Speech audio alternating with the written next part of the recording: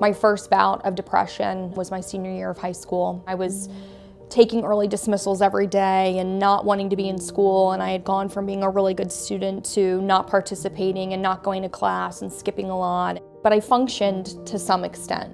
My next bout of depression was during my first year of law school. Looking back, I was very angry, I was very irritable, I ruined friendships. All of the classic signs of somebody kind of crying for help were there, but because I functioned and I did well in school and I was able to keep it together, people didn't think of me as somebody with depression, and I didn't even have a word for it. I didn't even know to get help. It was just get through law school, pass the bar, get a job.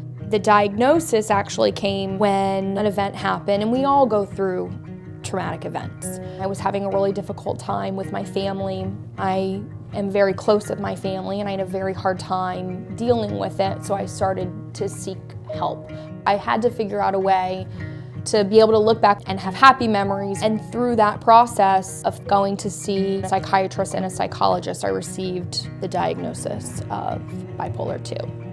When I did receive the diagnosis, I was terrified to talk to anybody about it out of fear that I would never have a job. Nobody would ever hire me. No client would hire a crazy lawyer.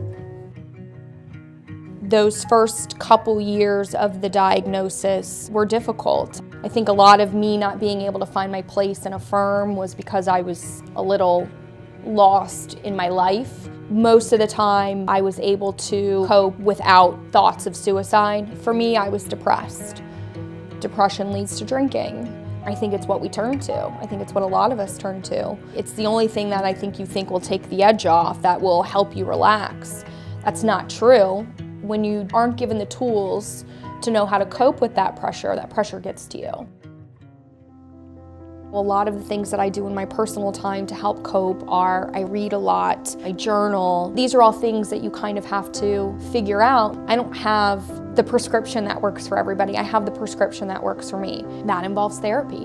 I'm a big believer in therapy. I think we all need it. We all need somebody to talk to that can help us sort of reevaluate where we're at in life. You're not alone. Call the Florida Lawyers Assistance Program. They're a nonprofit organization that provides mental health services and drug and alcohol abuse services to the legal community. They're a great resource. I really truly believe that my mental illness is such a gift. I think I'm a really good lawyer because I work differently. I understand what sadness feels like. I understand what despair feels like. I understand what my clients feel.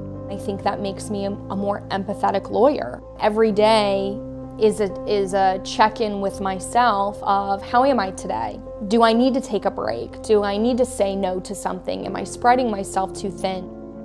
You can be a productive member of this community. You can be successful. You can be happy.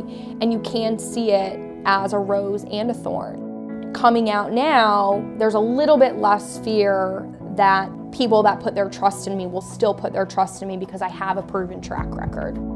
Get help, see a therapist, there's nothing wrong with that. The pressure, if you don't handle it, can break you. So it's a matter of all of us accepting as a community, this is a stressful job. To know that the Florida Bar is standing behind us, is supporting us, and having this conversation is what we needed. We can figure out how to better handle this in the future so we don't lose great lawyers and great people.